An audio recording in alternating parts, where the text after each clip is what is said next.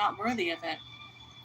My lot has been one of public infamy, of long imprisonment, of misery, of ruin, of disgrace. I am not worthy of it either, not yet at any rate.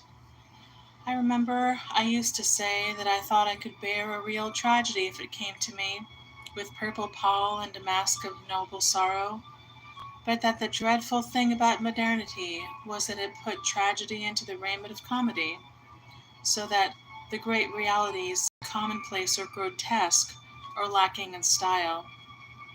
It is quite true about modernity. It has probably always been true about actual life. It is said that all martyrdoms seem mean to the looker on. The 19th century is no exception to the general rule. Everything about my tragedy has been hideous, mean, violent, lacking in style. Our very dress makes us grotesques. We are the zanies of sorrow. We are the clowns whose hearts are broken. We are specially designed to appeal to the sense of humor. On November 13th, 1895, I was brought down here from London. From 2 o'clock till 2:30 on that day, I had to stand on the center platform of Clapham Junction in convict dress and handcuffed for the world to look at. I had been taken out of the hospital ward without a moment's notice being given to me. Of all the possible objects, I was the most grotesque. When people saw me, they laughed. Each train, as it came up, swelled the audience. Nothing could exceed their amusement. That was, of course, before they knew who I was. As soon as they had been informed, they laughed still more. For a half an hour I stood there in the grey November rain, surrounded by a jeering mob. For a year after that was done to me, I wept every day at the same hour and for the same space of time. That is not such a tragic thing as possibly it sounds to you. To those who are in prison, tears are a part of every day's experience. A day in prison on which one does not weep is a day on which one's heart is hard, not a day on which one's heart is happy. Well, now I am really beginning to feel more regret for the people who laughed than for myself. Of course, when they saw me, I was not on my pedestal, I was in the pillory. But it is a very unimaginative nature that only cares for people on their pedestals. A pedestal may be a very unreal thing. A pillory is a terrific reality. They should have known also how to interpret sorrow better. I have said that behind sorrow there is always sorrow. It were still wiser to say that behind sorrow there is always a soul, and to mock at a soul in pain is a dreadful thing. Unbeautiful are the lives who do it. In this strangely simple economy of the world, people only get what they give, and to those who have not enough imagination to penetrate the mere outward of things and feel pity, what pity can be given save that of scorn? I have told you this account of the mode of my being conveyed here, simply that you should realize how hard it has been for me to get anything out of my punishment but bitterness and despair. I have, however, to do it, and now and then I have moments of submission and acceptance. All the spring may be hidden in a single bud, and the low ground nest of the lark may hold the joy that is to herald the feet of many red-rose dawns. And so perhaps whatever beauty of life still remains to me is contained in some moment of surrender, abasement, and humiliation. I can at any rate merely proceed on the lines of my own development, and by accepting all that has happened to me, make myself worthy of it. People used to say of me that I was too individualistic. I must be far more of an individualist than I ever was. I must get far more out of myself than I ever got, and ask far less of the world than I ever asked. Indeed, my ruin came not from too great individualism of life, but from too little. The one disgraceful, unpardonable, and to all time contemptible action of my life Was my allowing myself to be forced into appealing to society for help and protection against your father? To have made such an appeal against anyone would have been, from the individualistic point of view, bad enough. But what excuse can there ever be put forward for having made it against one of such nature and aspect? Of course, once I had put into the motion the forces of society turned on me and said, "Have you been living all this time in defiance of my laws, and do you now appeal to those laws for protection?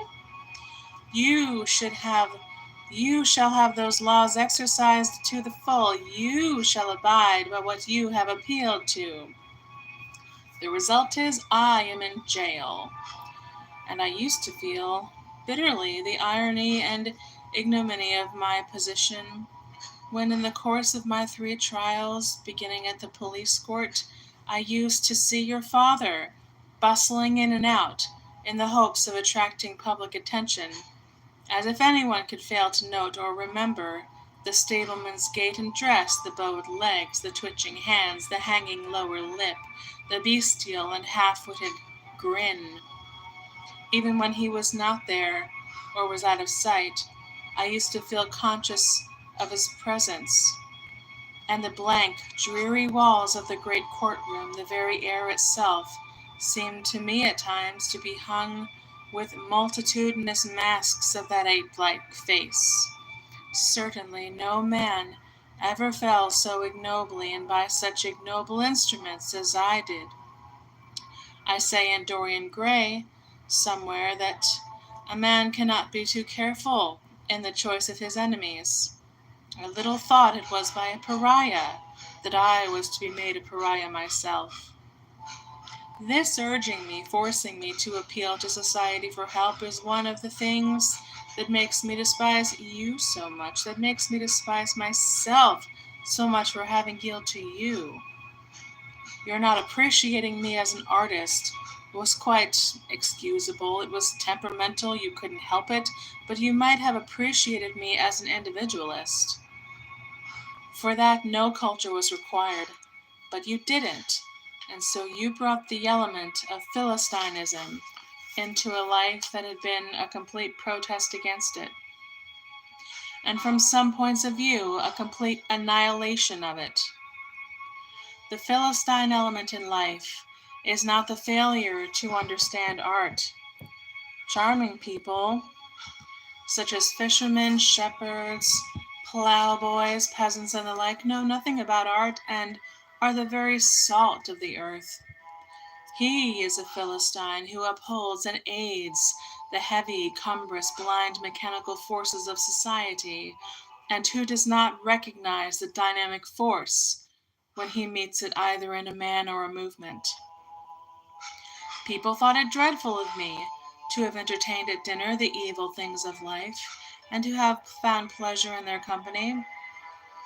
But they, from the point of view through which I, as an artist in life, approached them, were delightfully suggestive and stimulating. It was like feasting with panthers. The danger was half the excitement. I used to feel as the snake charmer must feel when he lures the cobra to stir from the painted cloth or reed basket that holds it, and makes it spread its hood at its bidding, and sway to and fro in the air, as a plant sways restfully in a stream. They were to me the brightest of gilded snakes. Their poison was part of their perfection.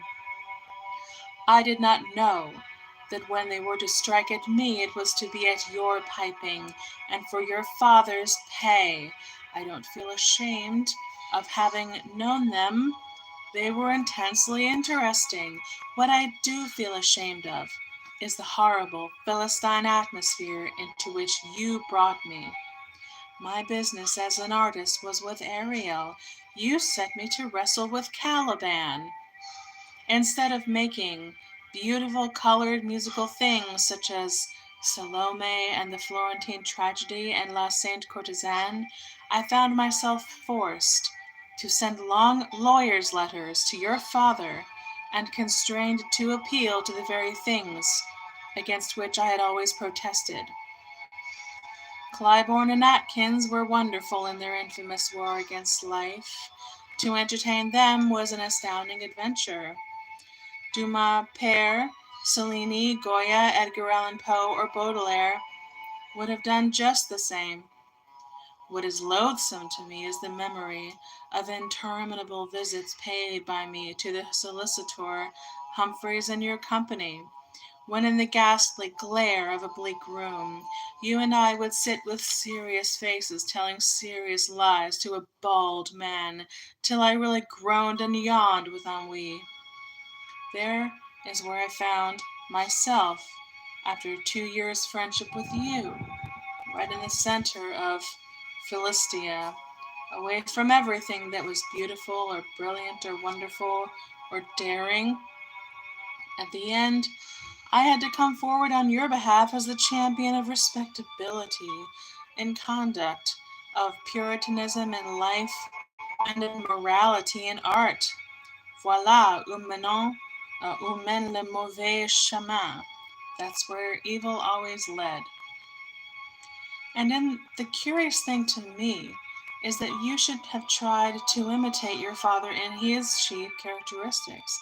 I cannot understand why he was to you an exemplar when he should have been a warning, except that whenever there is hatred between two people, there is bond or brotherhood of some kind. I suppose that by some strange law of the antipathy of similars, you loathed each other not because in so many points you were so different, but because in some you were so like. In June 1893, when you left Oxford, without a degree and with debts, petty in themselves, but considerable to a man of your father's income, your father wrote you a very vulgar, violent, and abusive letter. The letter you sent him in reply was in every way worse, and of course far less excusable, and consequently you were extremely proud of it. I remember quite well your saying to me with your most conceited air that you could beat your father at his own trade. Quite true, but what a trade! What a competition!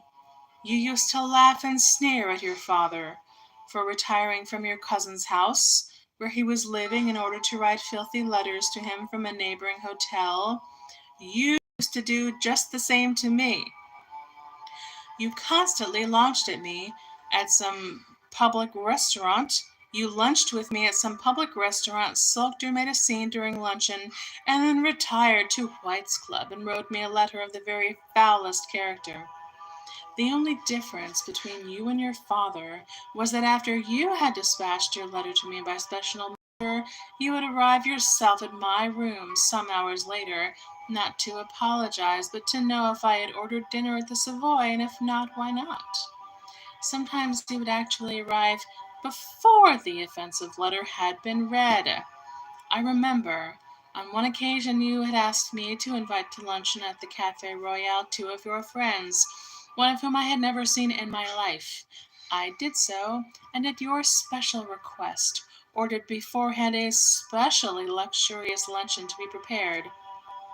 The chef, I remember, was sent for, and particular instructions given about the wines. Instead of coming to luncheon, you sent me at the cafe an abusive letter, timed so as to reach me after we had been waiting half an hour for you. I read the first line and saw what it was, and putting the letter in my pocket, explained to your friends that you were suddenly taken ill, and that the rest of the letter referred to your symptoms. In point of fact, I did not read the letter till I was dressing for dinner at Tite Street that evening, as I was in the middle of its mire, wondering with infinite sadness how you could write letters that were really like the froth and foam on the lips of an epileptic. My servant came in to tell me that you were in the hall and you were very anxious to see me for 5 minutes. I at once sent down and asked you to come up. You arrived, looking, I admit, very frightened and pale, to beg my advice and assistance, as you had been told that a man from Lumley, the solicitor, had been inquiring for you at Cadogan Place, and you were afraid that your Oxford trouble or some new danger was threatening you. I consoled you, and told you what proved to be the case, that it was merely a tradesman's bill probably, and let you stay to dinner and pass your evening with me. You never mentioned a single word about your hideous letter, nor did I. I treated it simply as an unhappy symptom of an unhappy temperament. The subject was never alluded to. To write me a loathsome letter at 2:30 and fly to me for help and sympathy at 7:15 the same afternoon was a perfectly ordinary occurrence in your life. You went quite beyond your father in such habits, as you did in others. When his revolting letters to you were read in open court, he naturally felt ashamed and pretended to weep. Had your letters to him been read by his own counsel, still more horror and repugnance would have been felt by everyone. Nor was it merely in style that you beat him at his own trade, but in mode of attack you distanced him completely. You availed yourself of the public telegram and the open postcard. I think you might have left such modes of annoyance to people like Alfred Wood, whose sole source of income it is. Don't you? What was a profession to him and his class was a pleasure to you, and a very evil one.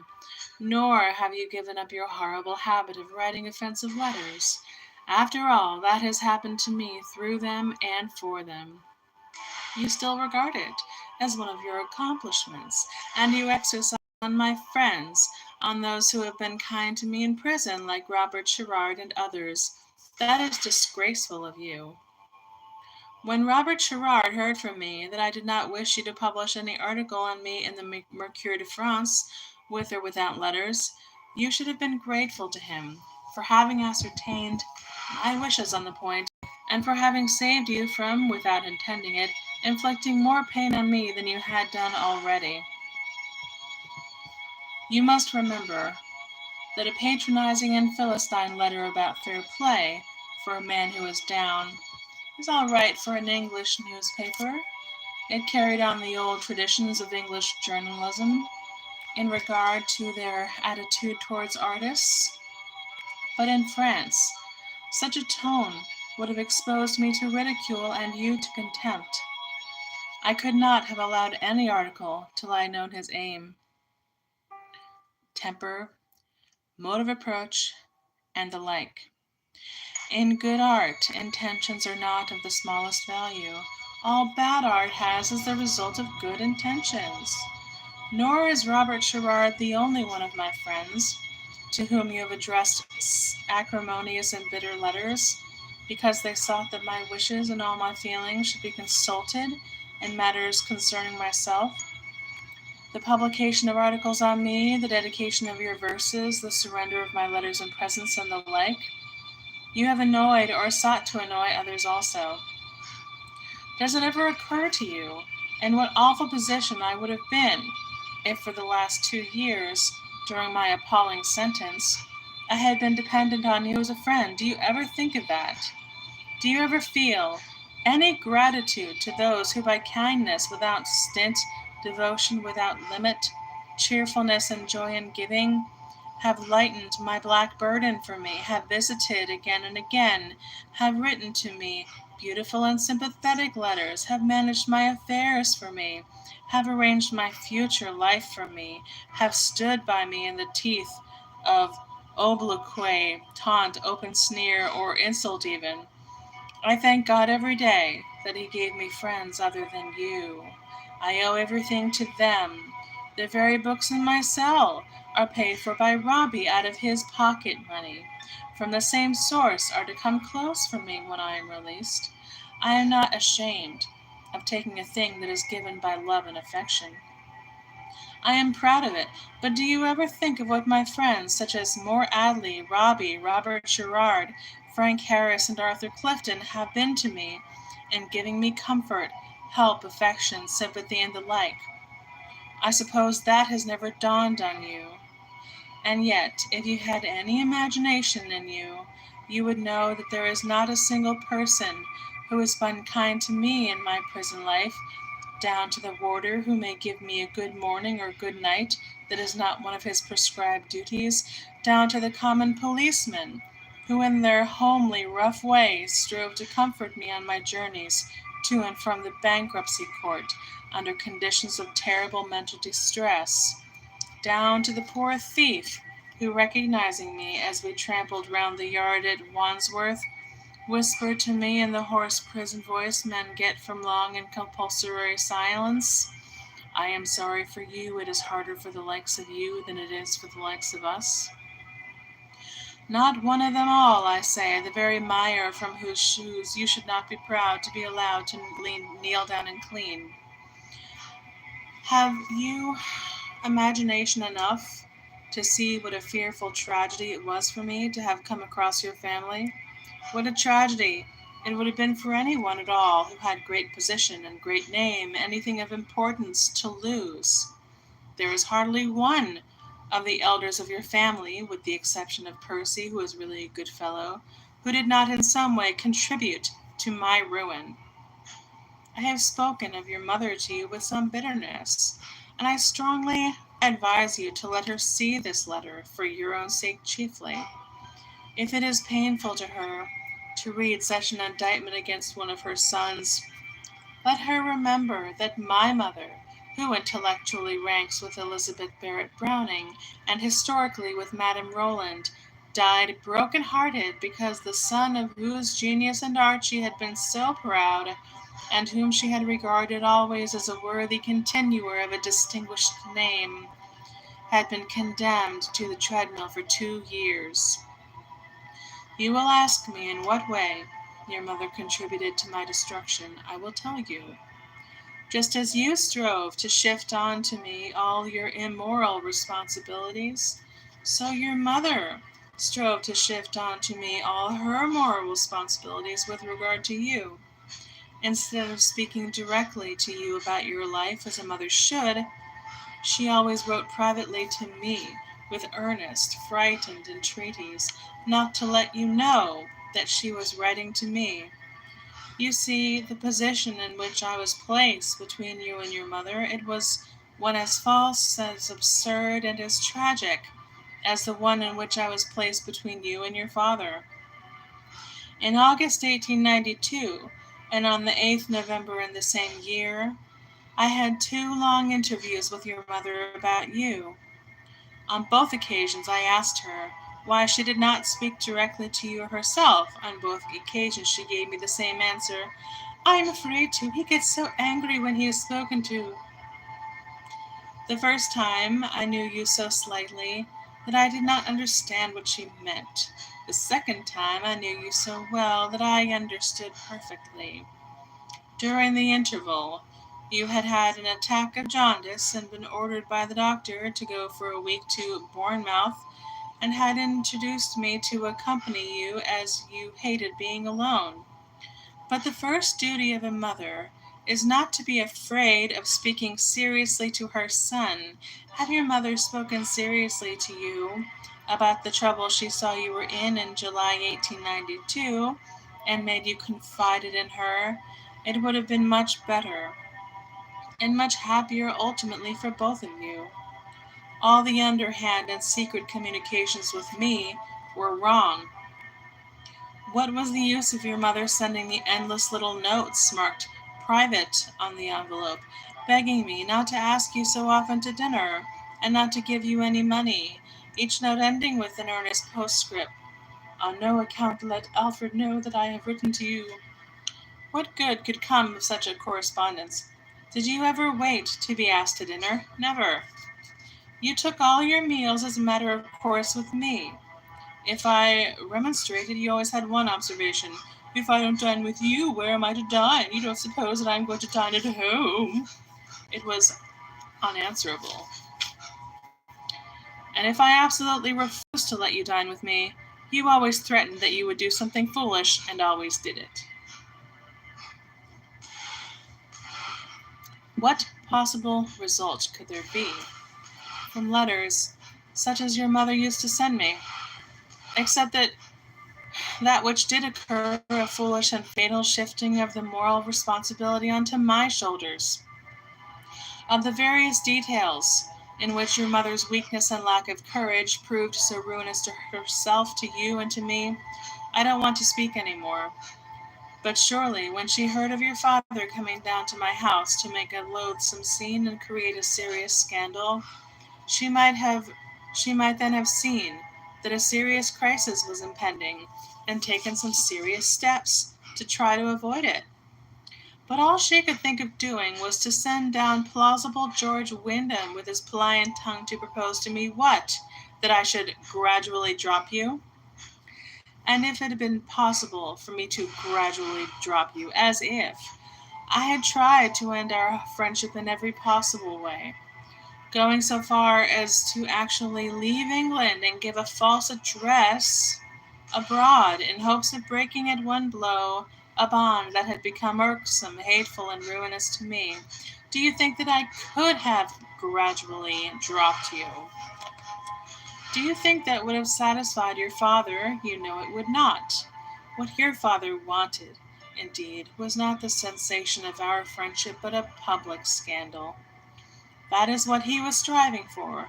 His name had not been in the paper for years. He saw the opportunity of appearing before the British public in an entirely new character, that of the affectionate father. His sense of humor was roused. Had I severed my friendship with you, it would have been a terrible disappointment to him, and the small notoriety of a second divorce suit, however revolting its details and origin, would have proved but little consolation to him, for what he was aiming at was popularity, and to pose as a champion of purity, and, as it is termed, is in the present condition of the British public the surest mode of becoming for the nonce a heroic figure. Of this public, I have said in one of my plays that if it is Caliban for one half of the year, it is Tartuffe for the other, and your father, in whom both characters may be said to have become incarnate, was in this way marked out as the proper representative of Puritanism in its aggressive and most characteristic form. No gradual dropping of you would have been of any avail, even if it had been practicable. Don't you feel now that the only thing for your mother to have done was to ask me to come see her, and had you and your brother present, and said definitely that the friendship must absolutely cease? She would have found in me her warmest seconder, and with Drumlanrig and myself in the room, she need not to have been afraid of speaking to you. She did not do so. She was afraid of her responsibilities and tried to shift them onto me. One letter she did certainly write to me, it was a brief one, to ask me not to send the lawyer's letter to your father warning him to desist. She was quite right. It was ridiculous, my consulting lawyers and seeking their protection. But she nullified any effect her letter might have produced by her usual postscript. On no account let Alfred know that I have written to you. You were entranced at the idea of my sending lawyers' letters to your father, as well as yourself. It was your suggestion. I could not tell you that your mother was strongly against the idea, for she had bound me with the most solemn promises never to tell you about her letters to me, and I foolishly kept my promise to her. Don't you see that it was wrong of her not to speak directly to you? That all the backstairs interviews with me and the area gate correspondence were wrong? Nobody can shift their responsibilities on anyone else. They always return ultimately to the proper owner. Your one idea of life, your one philosophy, if you are to be credited with a philosophy, was that whatever you did was to be paid for by someone else. I don't mean merely in the financial sense. That was simply the practical application of your philosophy to everyday life, but in the broadest, fullest sense of deferred responsibility. You made that your creed. It was very successful as far as it went. Forced me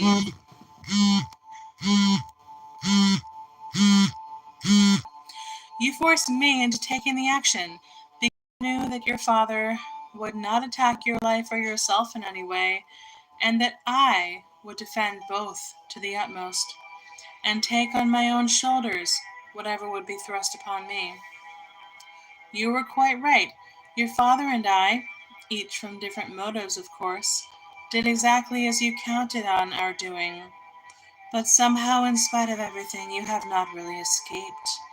The infant Samuel theory, as far as brevity's sake one might term it, is all very well as far as the general world goes. It may be a good deal scorned in London, and a little sneered at in Oxford, but that is merely because there are a few people who know you in each place, and because in each place you left traces of your passage.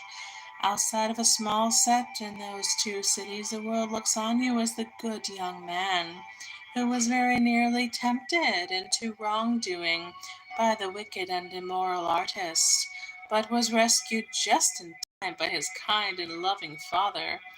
It sounds all right, and yet you know you have not escaped. I'm not referring to a silly question asked by a silly juryman, which was of course treated with contempt by the crown and by the judge. No one cared about that. I am referring perhaps principally to yourself, in your own eyes, and some day you will have to think of your conduct.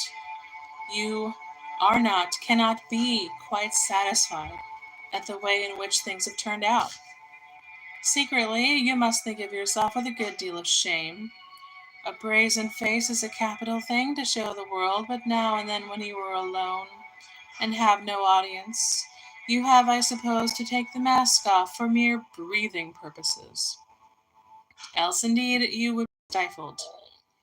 And in the same manner, your mother must at times regret that she tried to shift her grave responsibilities on someone else, who already had enough of a burden to carry. She occupied the position of both parents to you. Did she really fulfill the duties of either? If I bore with your bad temper and your rudeness scenes, she might have borne with them also. When I last saw my wife, 14 months ago now, I told her that she would have to be to Cyril a father as well as a mother. I told her everything about your mother's mode of dealing with you, and every detail as I have set it down in this letter, only of course more fully. I told her the reason of the endless notes with private on the envelope that used to come to Tite Street from your mother, so constantly that my wife used to laugh and say that we must be collaborating in a society novel or something of the kind. I implored her not to be to Cyril what your mother was to you. I told her that she should bring him up, so that if he shed innocent blood he would come and tell her, that she might cleanse his hands for him first, and then teach him how by penance or expiation to cleanse his soul afterwards. I told her that if she was frightened of facing the responsibility of the life of another through her own child, that she should get a guardian to help her.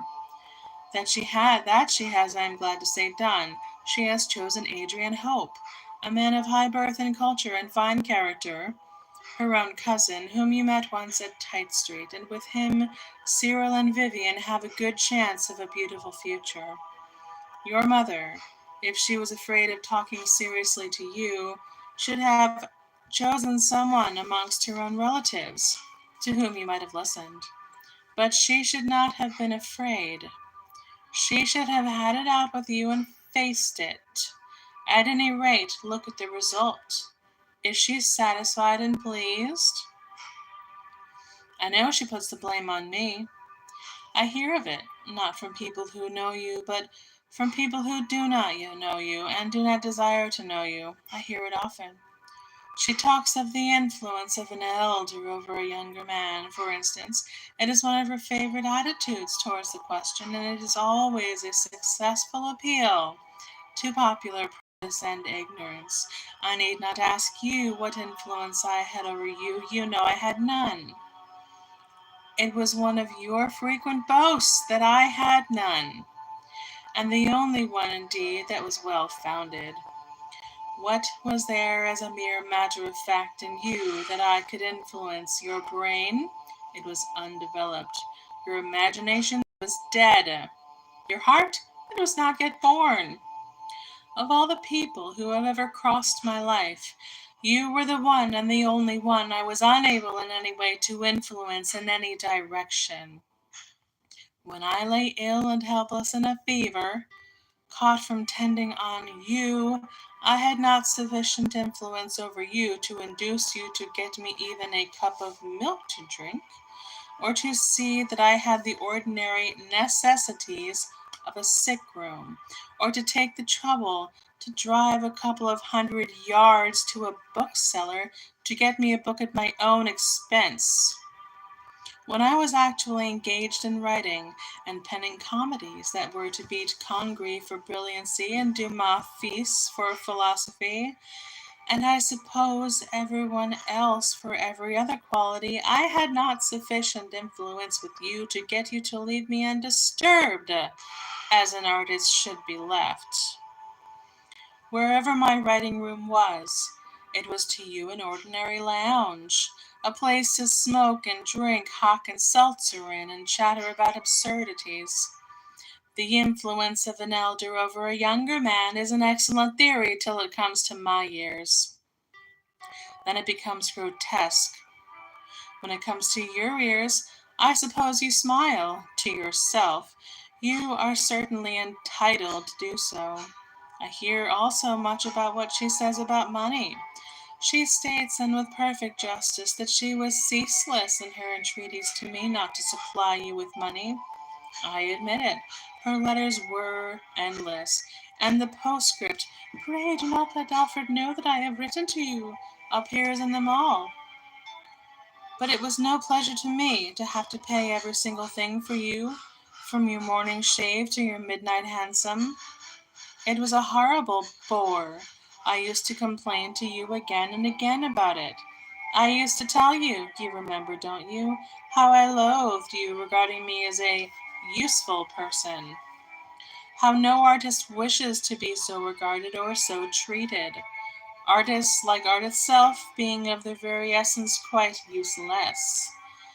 You used to get very angry when I said it to you. The truth always made you angry. Truth indeed is a thing that is most painful to listen to and most painful to utter, but it did not make you alter your views or your mode of life. Every day I had to pay for every single thing you did all day long. Only a person of absurd good nature or of indescribable folly would have done so. I, unfortunately, was a complete combination of both. When I used to suggest that your mother should supply you with the money you wanted, you always had a very pretty and graceful answer. You said that the income allowed her by your father, some £1,500 a year, I believe, was quite inadequate to the wants of a lady of her position, and that you could not go to her for more money than you were getting already. You were quite right about her income being one absolutely unsuitable to a lady of her position and tastes, but you should not have made that an excuse for living luxury on me. It should, on the contrary, have been a suggestion to you for economy in your own life. The fact is that you were, and are, I suppose, still, a typical sentimentalist. For a sentimentalist is simply one who desires to have the luxury of an emotion without paying for it. To propose to spare your mother's it was beautiful. To do so at my expense was ugly. You think that one can have one's emotion for nothing. One cannot. Even the finest and the most self-sacrificing emotions have to be paid for. Strangely enough, that is what makes them fine. The intellectual and emotional life of ordinary people is a very contemptible affair. Just as they borrow their ideas from a sort of circulating library of thought, the zeitgeist of an age that has no soul, and send them back soiled at the end of each week, so they always try to get their emotions on credit, and refuse to pay the bill when it comes in. You should pass out of that conception of life. As soon as you have to pay for an emotion, you will know its quality, and the better for such knowledge.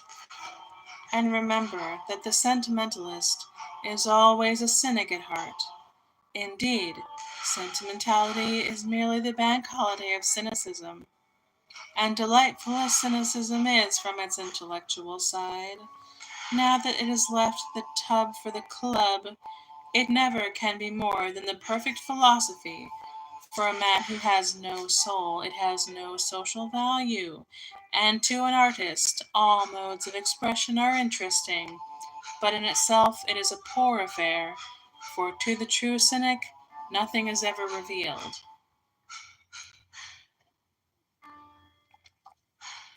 I think that if you look back now to your mother's income and your attitude towards my income, you will not feel proud of yourself. And perhaps you may some day, if you don't show your mother this letter, explain to her that your living on me was a matter in which my wishes were not consulted for a moment. It was simply a peculiar, and to me personally most distressing form that your devotion to me took. To make yourself dependent on me for the smallest as well as the largest sums lent you in your own eyes all the charm of childhood, and in the insisting on my paying for every one of your pleasures, you thought that you had found the secret of eternal youth. I confess that it pains me when I hear of your mother's remarks about me, and I am sure that on reflection you will agree with me that if she has no word of regret or sorrow for the ruin your race has brought on mine, it would be better if she remained silent. Of course, there is no reason she should see any portion of this letter that refers to any mental development I have been going through or any point of departure I hope to attain. It would not be interesting to her. But the parts concerned purely with your life, I should show her if I were you. If I were you, in fact, I would not care about being loved on false pretenses. There is no reason why a man should show his life to the world. The world does not understand things, but people, but with people whose affection one desires to have it is different. A great friend of mine, a friend of 10 years' standing, came to see me some time ago, and told me that he did not believe a single word of what was said against me, and wished me to know that he considered me quite innocent and the victim of a hideous plot concocted by your father. I burst into tears at what he said, and told him that while there was much amongst your father's definite charges that was quite untrue and transferred to me by revolting malice, still that my life had been full of perverse pleasures and strange passions, and that unless he accepted that fact as a fact about me, and realized it to the full, I could not possibly be friends with him any more, or ever be in his company. It was a terrible shock to him, but we are friends, and I have not got his friendship on false pretenses.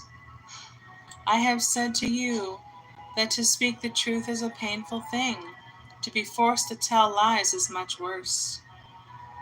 I remember as I was sitting in the dock on the occasion of my last trial, listening to Lockwood's appalling denunciation of me, like a thing out of Tacitus, like a passage in Dante, like one of Savonarola's indictments of the popes at Rome, and being sickened with horror at what I heard.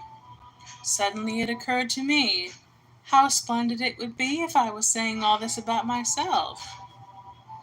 I saw then at once that what is said of a man is nothing. The point is, who says it? A man's very highest moment is, I have no doubt at all, when he kneels in the dust and beats his breast and tells all the sins of his life. So with you. You would be much happier if you let your mother know a little, at any rate, of your life from yourself. I told her a good deal about it in December 1893, but of course I was forced into reticences and generalities. It did not seem to give her any more courage in her relations with you. On the contrary, she avoided looking at the truth more persistently than ever. If you told her yourself, it would be different. My words may perhaps be often too bitter to you, but the facts you cannot deny. Things were as I have said they were, and if you have read this letter as carefully as you should have done, you have met yourself face to face. I have now written, and at great length, to you, in order that you should realize what you were to me before my imprisonment. During those years' fatal friendship, what you had been to me during my imprisonment, already within 2 moons of its completion almost, and what I hope to be to myself and to others when my imprisonment is over. I cannot reconstruct my letter or rewrite it. You must take it as it stands, blotted in many places with tears, in some with the signs of passion or pain, and make it out as best you can, blots, corrections, and all.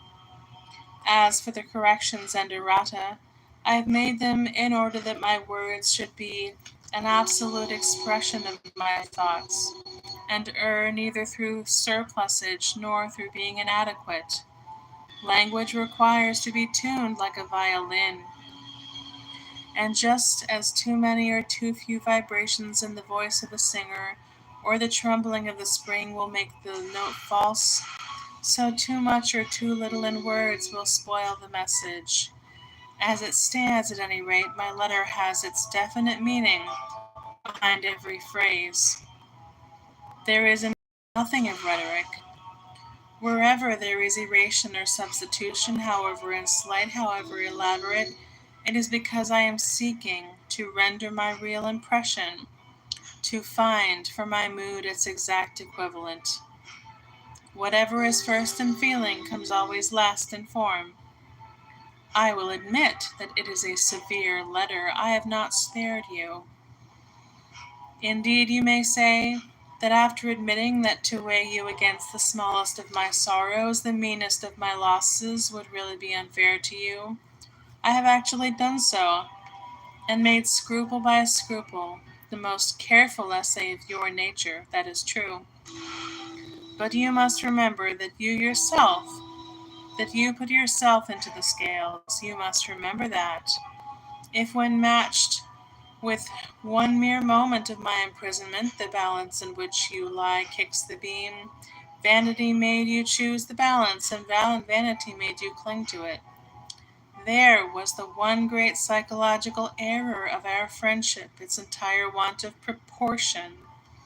You forced your way into a life too large for you, one whose orbit transcended your power of vision no less than your power of cyclic motion, one whose thoughts, passions, and actions were of intense import, of wide interest, and fraught too heavily indeed with wonderful or awful consequence. Your little life of little whims and moods was admirable in its own little sphere.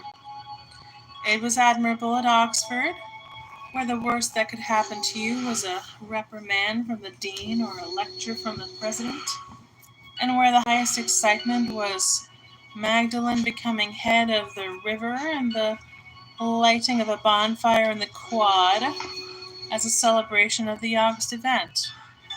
It should have continued in its own sphere after you left Oxford. In yourself you were all right. You were a very complete specimen of a very modern type. It was simply in reference to me that you were wrong. Your reckless extravagance was not a crime. Youth is always extravagant. It was your forcing me to pay for your extravagances that was disgraceful.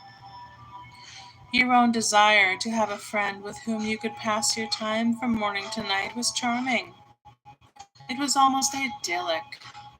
But the friend you fastened on should not have been a man of letters, an artist, one to whom your continual presence was as utterly destructive of all beautiful work as it was actually paralyzing to the creative faculty. There was no harm and you're seriously considering that the most perfect way of passing an evening was to have a champagne dinner at the Savoy, a box at a music hall to follow, and a champagne supper at Willis's home as a bonne bouche for the end. Heaps of delightful young men in London are of the same opinion. It is not even an eccentricity. It is the qualification for becoming a member of White's. But you had no right to require of me that I should become the purveyor of such pleasures for you. It showed your lack of any real appreciation of my genius. Your quarrel with your father, again, whatever one may think about its character, should obviously have remained a question entirely between the two of you. It should have been carried on in a backyard. Such quarrels, I believe, usually are. Your mistake was in insisting on its being played as a tragicomedy on a high stage in history, with the whole world as the audience and myself as the prize for the victor in the contemptible contest. The fact that your father loathed you, and that you loathed your father, was not a matter of any interest to the English public. Such feelings are very common in English domestic life, and should be confined to the place they characterize, the home. Away from the home circle, they are quite out of place. To translate them is an offense. Family life is not to be treated as a red flag to be flaunted in the streets, or a horn to be blown hoarsely on the housetops. You took domesticity out of its proper sphere, just as you took yourself out of the proper sphere. And those who quit their proper sphere change their surroundings merely, not their natures. They do not acquire the thoughts or passions appropriate to the sphere they enter. It is not in their power to do so. Emotional forces, as I say somewhere in Inventions, are as limited in extent and duration as the forces of physical energy. The little cup that is made to hold so much can hold so much and no more, though all the purple vats of Burgundy be filled with wine to the brim, and the treaders stand knee-deep in the gathered grapes of the stony vineyards of Spain. There is no error more common than that of thinking that those who are the causes or occasions of great tragedies share in the feelings suitable to the tragic mood. No error more fatal than experiencing it of them. The martyr in his shirt of flame may be looking on the face of God, but to him who is piling the faggots or loosening the logs for the blast, the whole scene is no more than the slaying of an ox is to the butcher, or the felling of a tree to the charcoal burner in the forest, or the fall of a flower to one who is mowing down the grass with a scythe. Great passions are for the great of soul, and great events can be seen only by those who are on a level with them.